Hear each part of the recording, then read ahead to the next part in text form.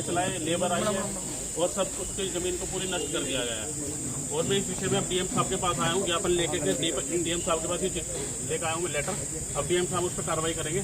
उन्होंने मुझे आश्वासन दिया है कि मैं उस पर कार्रवाई करूँगा। के साथ में 20 लोग के साथ में लेकर आए थे जी, 2-3 और लड़के साथ में आए थे।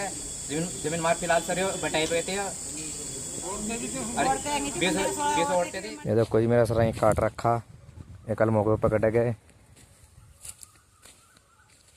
ये काट के रखा जी। मैं बहुत मोटा नुकसान कर रखा उन्होंने। ये देखो मौके पर पकड़े गए जी कल। ये मेरी कड़ी फसल काट रखी है, देखो जी मेहनत कर रखी थी मैंने जी, बहुत रखा था उड़ाई खाद पानी। देखो जी उसको काट के रखी है, ये देखो जी।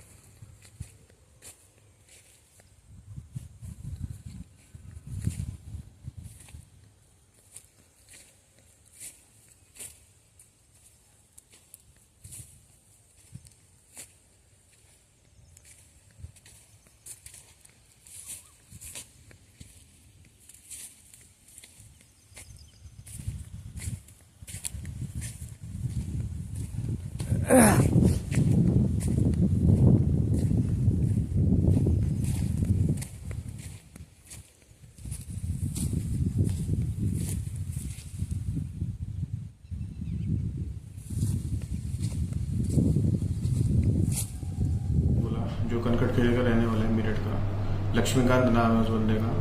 वो कोई और नहीं, न्यूमैक्स का ही एक एम्प्लॉई है जो 20-25 हज़ार तनख्वाह में काम करता है। वो आज न्यूमैक्स से कम 15-20 साल से जुड़ा हुआ है। हमारे जो सुनील सर हैं, सुनील गोयल सर हैं, जो एमडी हैं न्यूमैक्स के, वो उनकी जो पहली कंपनी ओमैक्स, वहाँ भी उसने 15 साल काम करा है। यहाँ भी अब 3 साल से काम पे है। एक 20-25 हज़ार कमाने वाला बंदा आज उसके पास 3 बीघा ज़मीन कैसे आई? ये सवाल उनसे पूछा जाए पहले। कहाँ से आया उतना सारा पैसा लेने के लिए? क्या किसी से ठगी करी है उसने?